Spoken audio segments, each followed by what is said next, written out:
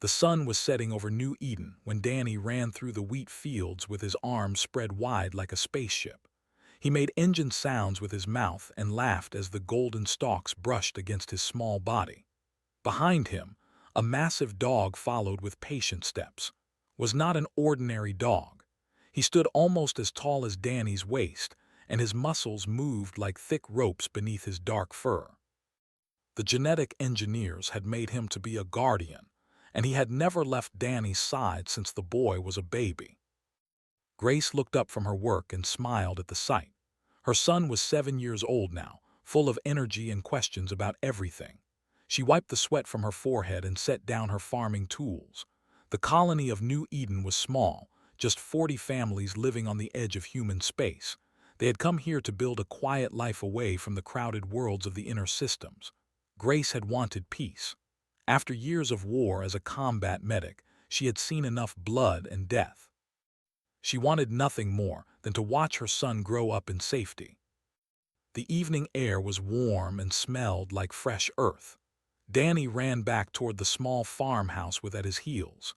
Grace began walking to meet them, already thinking about dinner and the story she would read to Danny before bed. She never saw the ship until it was too late. The vessel dropped from the clouds like a falling knife. It was black and angular, covered in strange symbols that seemed to shift in the fading light. Grace felt her heart stop. She knew that shape. She had seen images of it in military briefings years ago.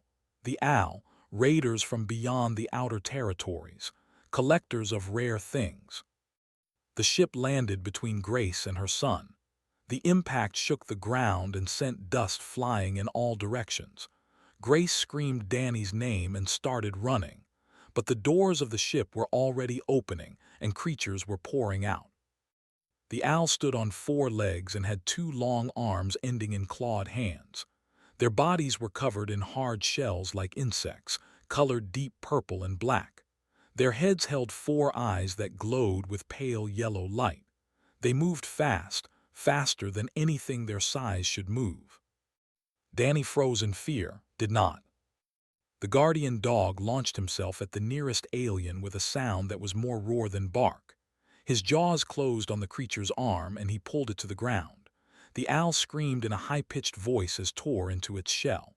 A second alien turned and fired a weapon that crackled with blue light, dodged the first shot and killed another raider before the third shot hit him in the side. The big dog fell, his body smoking, but still breathing. Danny tried to run too, but alien hands grabbed him from behind. He kicked and screamed for his mother. Grace was still running, but she was too far away. She watched as they carried her son into the ship. She watched as the doors began to close. She watched as her entire world was stolen from her in seconds. The ship rose into the air. Grace threw herself at it, reaching up as if she could somehow grab it and pull it back down.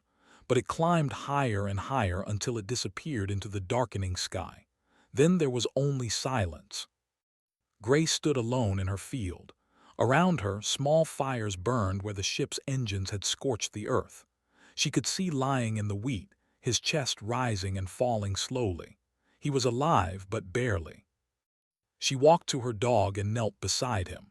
Her hands moved automatically, checking his wounds, applying pressure where he was bleeding. The combat medic in her was still there, even after all these years, whimpered and tried to lick her hand. "I know," she whispered. "I know, boy, we're going to get him back."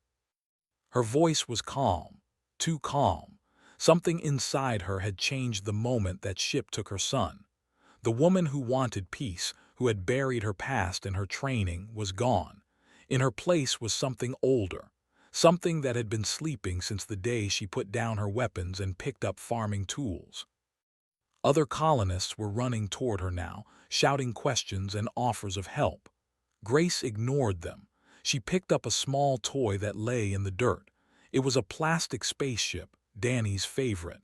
He had been holding it when they took him. She held it tight and looked up at the stars that were beginning to appear in the night sky. Somewhere up there, her son was alone and afraid.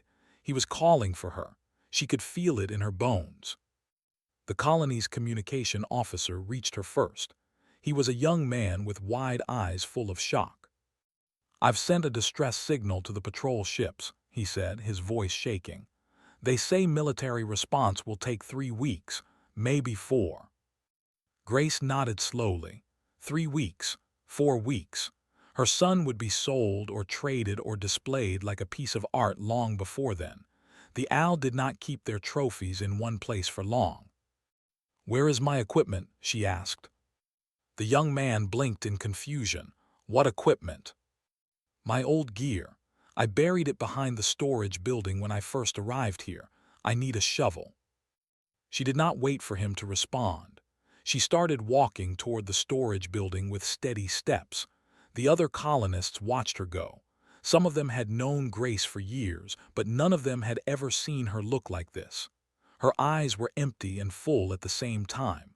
Empty of fear, full of something that made them step back without knowing why. Grace found a shovel and began to dig. The soil came up easily.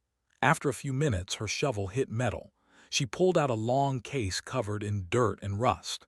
Inside was a combat suit, a rifle, 2 pistols, and enough ammunition to fight a small war. She had told herself she would never need these things again. She had been wrong. She carried the case back to her house and set it on the kitchen table. Then she went to check on. The dog was stable now, breathing easier. A neighbor had brought medical supplies. Grace gave an injection to help him heal faster and stroked his head. "Stay alive," she told him. "I'm bringing Danny home." She went back inside and began cleaning her weapons. Each piece came apart and went back together in her hands like an old memory. Her fingers remembered every step. Her mind was already planning the next move. They had taken her child. They would learn why that was a mistake. Danny sat in a cage made of energy bars that hummed with soft blue light. The floor of the cage was cold metal, and there was nothing inside except a thin blanket and a bowl of water. He had stopped crying hours ago. His eyes were dry now, and he watched everything around him with careful attention. The ship was larger than he had expected. The room where they kept him was filled with other cages, each holding something strange and sad. There were creatures with too many eyes, creatures with feathers that glowed in the dark, creatures that looked like nothing Danny had ever seen in his picture books. They were all trophies, and now so was he. The owl walked past his cage many times. They looked at him the way people looked at animals in a zoo. Some of them made clicking sounds that might have been laughter. One of them tapped on the energy bars and watched Danny jump back in fear. That one clicked the loudest. Captain came to see him once. The captain was larger than the others, with a shell that was almost black and gold markings on his face. He stood in front of Danny's cage and studied him with his 4 yellow eyes. "A human child," the captain said in a voice that sounded like rocks grinding together. "Your species is weak and soft. You are prey animals who built machines to hide your weakness, but underneath, you are nothing. You will make a fine display piece for my collection." Danny did not respond. He just stared at the captain with his small human eyes. "My mom is coming," he finally said. His voice was quiet but steady. The captain made a clicking sound of amusement. "Your mother is a single female on a farming colony. She cannot reach you. She cannot save you. You belong to the owl now." Danny shook his head slowly. "You don't know my mom." The captain walked away, still clicking with laughter. But there was one owl who did not laugh. Elder stood in the shadows at the back of the room, watching and thinking. He was very old for his kind, and his shell had faded to a pale gray. He had spent his long life studying other species, learning their ways, understanding what made them dangerous. Humans had always interested him. On the surface, they seemed unremarkable. They were not fast or strong or covered in natural armor. Their senses were average at best. They should have been easy prey for 100 different predators on their home world. But they were not prey. They had risen to dominate their planet and spread across the stars, had always wondered why. He went to his quarters and began searching through his records. He had collected reports from other species who had encountered humans in conflict. Most of these reports were old and incomplete, but they all shared certain details that troubled him. One report came from a species called the. They had raided a human colony and taken several adults as slaves. A single human male had escaped and spent 3 years hunting down every involved in the raid. He had crossed 4 star systems and killed 67 before he was finally stopped. They had abandoned slave trading after that. Another report came from a trading guild that had cheated a human merchant and left her to die in deep space. She had survived somehow and spent 8 years destroying every member of that guild one by one. When authorities finally caught her, she showed no regret. She only said that they had taken something from her, and she had taken it back. But the reports that worried the most were about human parents. There were only a few of these, because most species had learned quickly not to target human young. The reports described humans who had performed impossible acts to recover their children. They had walked through fire. They had fought without eating or sleeping for days. They had taken wounds that should have killed them and kept fighting. One report simply said, "Do not take their young. The creatures that protect them do not stop." Felt something he had not felt in many years. He felt afraid. He went to find Captain and requested a private meeting. The captain received him in his command chamber with obvious impatience. "What do you want, Elder? I am busy." "Captain, I must advise you to return the human child." His eyes narrowed. "You speak nonsense. The child is a valuable trophy. He will bring great honor to my name."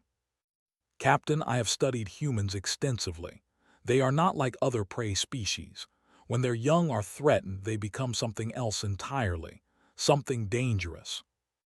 One human female cannot threaten a owl warship."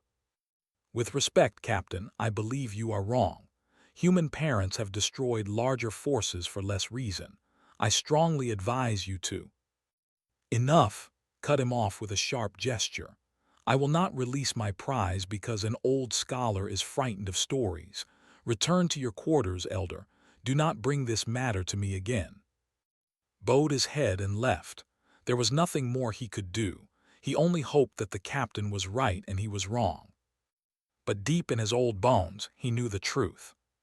Something was coming for them. Far behind the owl ship, a small freighter was following their iron trail through the darkness of space. The ship was old and worn, painted in faded colors that had once been bright. Her name was painted on the side in scratched letters, Dusty Hawk. Sam Porter sat in the pilot's chair, checking his instruments for the 10th time in an hour. He had known Grace for 15 years.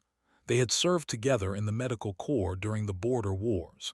She had saved his life twice, pulling him from wreckage while enemy fire exploded around them. He had never been able to repay that debt. When he had landed on New Eden to deliver supplies and found Grace preparing for war, he had not asked questions. He had simply offered his ship and his help. Now Grace sat in the co-pilot's seat beside him, studying a data pad filled with information about owl biology. Her face was calm, almost peaceful, but Sam knew what that calmness meant. He had seen it before, in soldiers who had accepted death and moved past it to something colder. "We're gaining on them," he said quietly. "Their ship is faster, but they're not pushing their engines. They don't know they're being followed." Grace nodded without looking up. "How long until we reach them?" "At this rate, 3 days, but they'll probably stop at one of their supply outposts first. We might be able to catch them there." Grace finally looked at him. Her eyes were like 2 pieces of ice. "Good," she said. "I need them to stop." "Grace," Sam hesitated, "you know I'll help you with anything, but there could be dozens of them at an outpost. You're one person." "One person is enough." Sam wanted to argue. He wanted to tell her that this was suicide, that they should wait for military backup, that her son would want her to live. But he saw the look in her eyes and knew that none of those words would matter. Grace had already left the world of reason behind. She was operating on something deeper now, something that had existed since the first mother had held the first child and made a simple, silent promise. "Nothing will hurt you while I live." The dusty hawk flew on through the endless night, following a trail of ions toward the creatures who had broken that promise.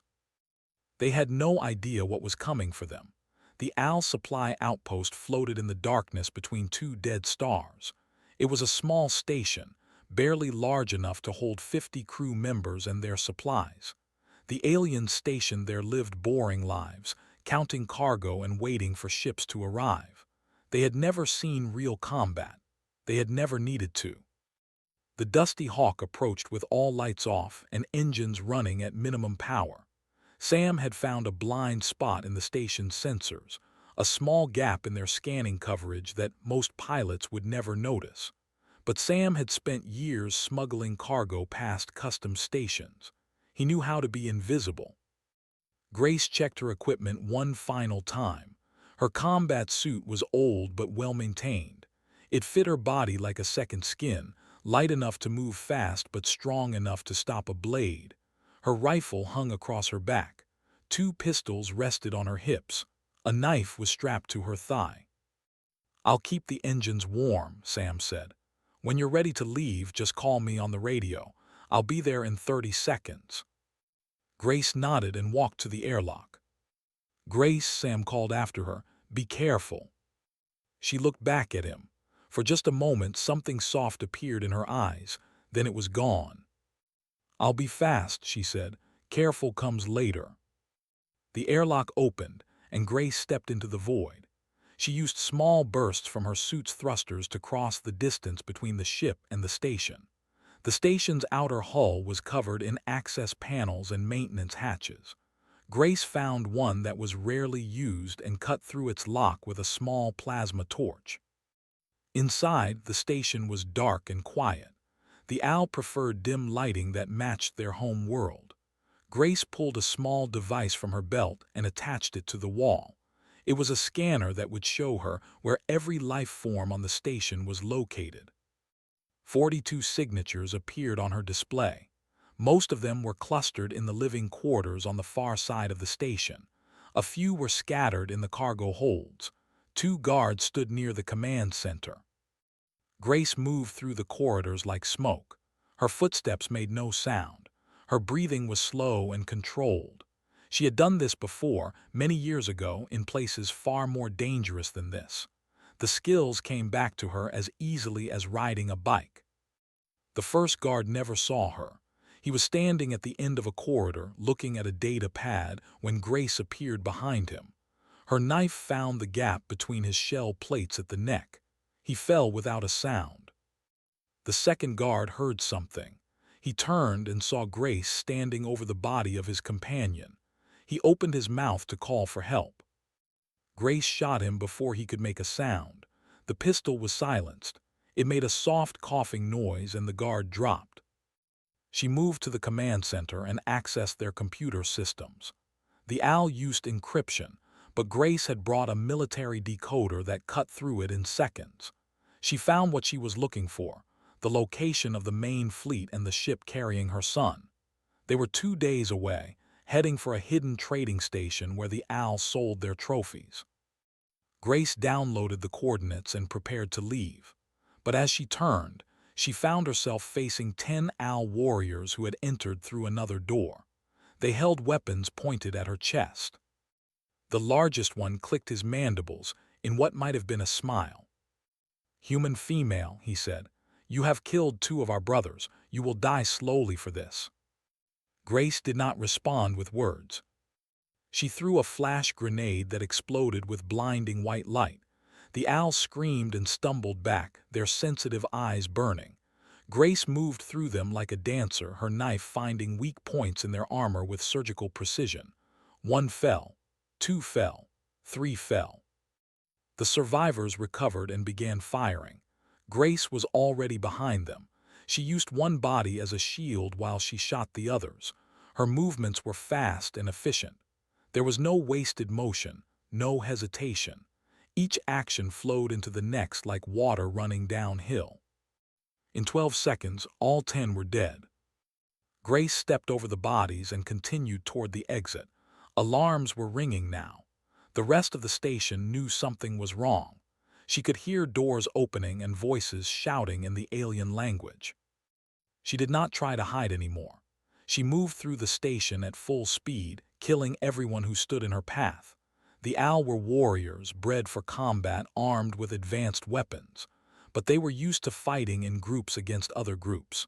They were not prepared for this. A single creature that moved through shadows, struck without warning, and disappeared before they could react. One owl managed to hit her with a glancing shot that burned through her suit and scorched her arm. She killed him with her bare hands, crushing his throat with a strength that surprised even her. The last survivors barricaded themselves in the cargo hold. Grace found a ventilation shaft that led inside. She dropped down among them like a falling star. When she was finished, the cargo hold was silent. Grace walked back through the station toward her exit point. Behind her, she left 42 bodies. The lights flickered and sparked from damaged systems. Small fires burned in several rooms. The station was dying. She called Sam on her radio. "I'm ready."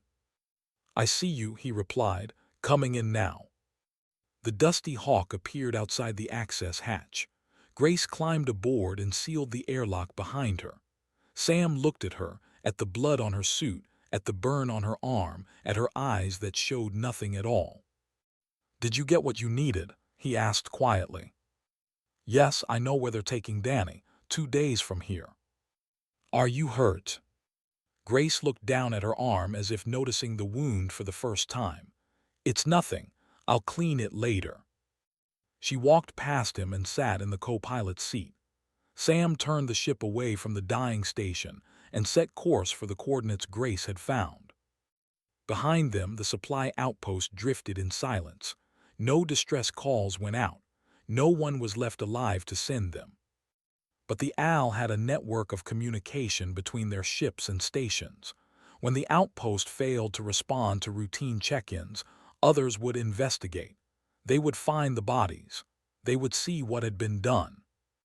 And whispers would begin to spread. Whispers of something that hunted them in the dark, something that looked soft and weak but moved like death itself. The whispers gave it many names. Some called it a ghost. Some called it a demon. Some simply called it the Mother. Elder heard these whispers aboard the trophy ship. He listened to the reports of the destroyed outpost, of the 42 dead warriors, of the single attacker who had vanished into space. He went to Danny's cage and looked at the small human boy. Danny was smiling.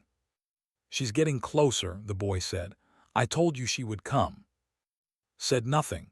He turned and walked away, his old legs trembling. He had been right to be afraid. The hidden trading station was built into an asteroid the size of a small moon. Dozens of ships were docked at its ports, buying and selling things that were not legal anywhere in the galaxy. The Owl Trophy ship sat at the largest dock, surrounded by 4 escort vessels. Captain was taking no chances after hearing the reports from the destroyed outpost. The Dusty Hawk floated in the shadow of a nearby asteroid, too far away to be detected.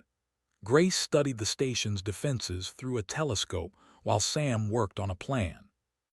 "I can create a distraction," he said. "There's an old emergency frequency that most species still monitor. If I send a fake distress signal from the other side of the asteroid field, those escort ships will have to investigate. It's their law. They can't ignore a distress call in their territory." "How long will that give me?" 20 minutes, maybe 30 if I make the signal complicated enough. But Grace, that trophy ship still has at least 50 warriors on board. Even without the escorts, those are bad odds. Grace put down the telescope. "Send the signal." Sam wanted to argue. He wanted to tell her that this was madness, that even she could not fight 50 Owl warriors alone. But he had seen what she did at the supply outpost. He had seen the look in her eyes when she came back aboard. He understood now that nothing he said would stop her. "All right," he said quietly. "Give me 10 minutes to set up the signal. When the escorts leave, you'll have your window." Grace began preparing her equipment. She had used most of her ammunition at the outpost, but she had found more supplies in the station's armory. Her wounds had been cleaned and bandaged. She was as ready as she would ever be. The distress signal went out. As Sam had predicted, the 4 escort ships powered up their engines and flew toward the source of the signal. The trophy ship remained at dock, alone and vulnerable. Grace launched herself toward the asteroid in a small escape pod. The pod was too small to trigger the station's defenses, and it moved slowly enough to look like debris. She landed on the asteroid's surface and made her way to an access tunnel that led inside the station. The station was crowded with traders and smugglers from a dozen different species. Grace moved through them without attracting attention. Her combat suit was hidden under a long coat, and she kept her weapons out of sight. No one looked twice at the small human woman walking through the corridors. She reached the dock where the trophy ship was connected. 2 guards stood at the entrance, checking everyone who approached. Grace did not try to talk her way past them. She simply walked up to them, drew her pistol, and shot them both before they could raise their weapons. Then she ran. The ship's alarms began screaming the moment she stepped aboard. Grace did not care. Stealth was no longer necessary. Speed was all that mattered now. She sprinted through corridors that twisted and turned in patterns designed for creatures with 4 legs. The first group of warriors she met came around a corner and died before they knew what was happening. Grace moved through them without slowing down, her weapons firing in controlled bursts that found every gap in their armor. More warriors came. Grace fought them in narrow hallways where their numbers meant nothing. She fought them on stairs where their size worked against them. She fought them in open chambers where she used furniture and equipment as cover, moving constantly, never staying in one place long enough for them to surround her. She was hit 3 times, once in the shoulder, once in the leg, once across the ribs. Each wound burned like fire, but she did not stop. She could not stop. Her son was somewhere on this ship, waiting for her, believing she would come. The wounds made her slower. The owl began to adapt to her tactics. They started hunting her in pairs, covering each other, forcing her to take more risks. Grace ran out of ammunition for her rifle and dropped it. She ran low on pistol rounds and began using her knife more often. In the trophy room, she found herself surrounded by 8 warriors. They had blocked all the exits. Their weapons were aimed at her from every direction. There was nowhere to run, nowhere to hide. Grace stood in the center of the room, bleeding from a dozen wounds, holding her knife in one hand and her nearly empty pistol in the other. The warriors clicked at each other in their language, preparing to fire. She attacked anyway. The next 30 seconds were a blur of violence that the survivors would never forget. Grace moved in ways that should have been impossible for a wounded human. She twisted and spun and slid between shots, her knife finding throats and eyes and the soft places beneath shells. Warriors fell. Grace fell too, hit by 2 more shots, but she got up again. When it was over, 8 bodies lay on the floor. Grace stood among them, swaying on her feet, covered in blood that was both hers and theirs. Captain appeared in the doorway. He was alone, holding a weapon that hummed with deadly energy. His yellow eyes stared at Grace with something that might have been respect. "What are you?" he asked. "What kind of creature destroys an entire crew for a single offspring?" Grace looked at him. Her face was pale from blood loss. Her hands were shaking, but her eyes were steady and cold. "I am his mother," she said. "That is all you needed to know." The captain raised his weapon. Grace raised hers. They fired at the same moment. The captain's shot hit Grace in the chest. She flew backward and crashed into a display case full of alien artifacts. Glass shattered around her. Pain exploded through her body like lightning. But her shot had been true. It struck the captain in his primary eye, the one weakness in his armored face that she had studied in all those files. He screamed and dropped his weapon, clutching his face as yellow blood poured between his fingers. Grace pulled herself up. Every part of her body screamed in protest. She walked toward the captain with slow, painful steps. He tried to back away but stumbled over a body and fell. "Please," he said, "I am valuable. My family will pay for my return. Name your price." Grace stood over him. She picked up his fallen weapon. "My price is my son," she said. "Where is he?" "The trophy room, down the corridor, the door with the gold markings. Please, I beg you." Grace fired. The captain fell silent. She dropped the weapon and began walking toward the door with gold markings. Behind her, the ship was quiet. Somewhere in the distance, she could hear the escort ships returning. She had minutes left, maybe less. But the door was right in front of her. And Danny was on the other side. The door with gold markings slid open at Grace's touch. Inside, the trophy room was filled with cages arranged in neat rows. Strange creatures watched her from behind energy bars, their eyes reflecting the dim blue light. But Grace saw only one thing: a small figure at the far end of the room, sitting in a cage meant for animals, still wearing the clothes he had been wearing when they took him. Danny looked up. His eyes went wide. "Mom!" Grace's legs almost gave out beneath her. She stumbled forward, leaving bloody footprints on the metal floor. The wounds in her chest and shoulder burned with every step, but she did not feel them anymore. She did not feel anything except the need to reach her son. The cage's controls were simple. She pressed the release button, and the energy bars flickered and disappeared.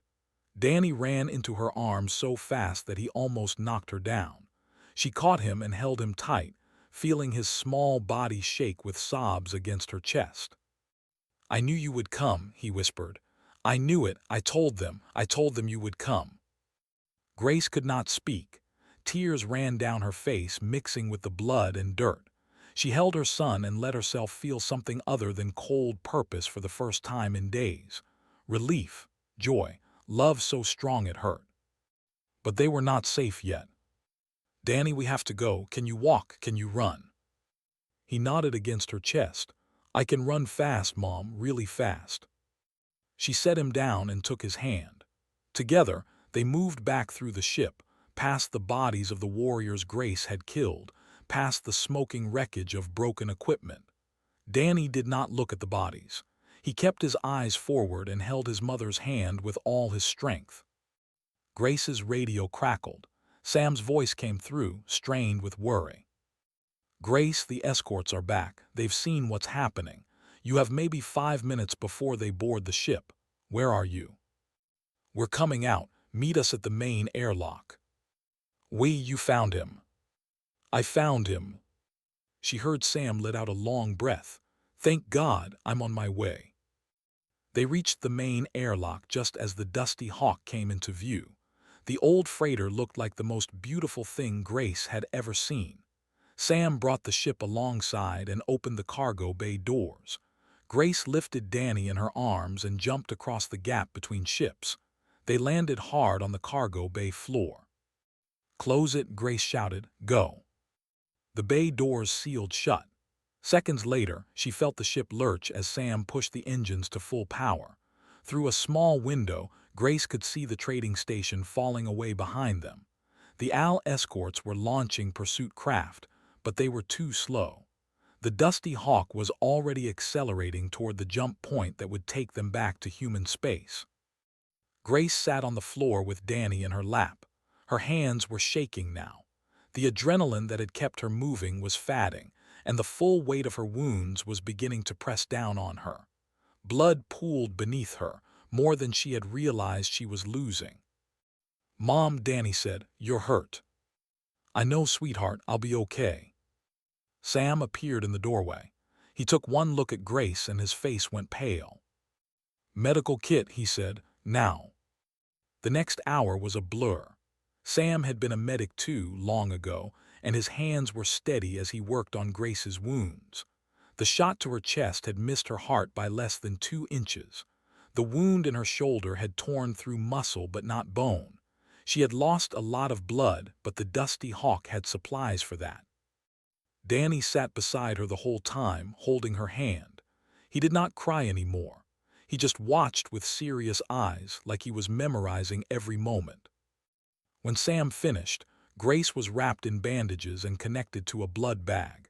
She was weak but alive. Danny curled up beside her on the medical cot and fell asleep within minutes, his hand still holding hers. Sam looked at her for a long time without speaking. "How many?" he finally asked.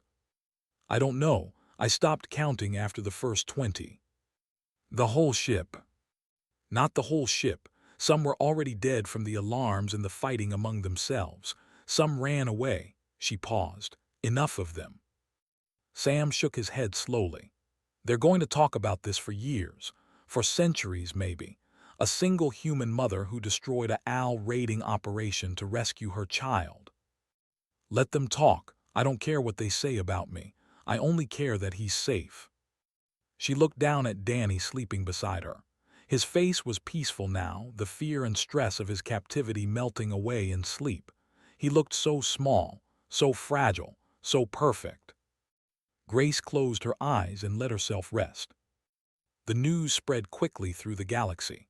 The owl tried to hide what had happened, but too many traders and smugglers had seen the aftermath. The story grew with each telling. Some versions said Grace had killed 100 warriors. Some said she had walked through walls and appeared from shadows. Some said she was not a woman at all but a demon in human form.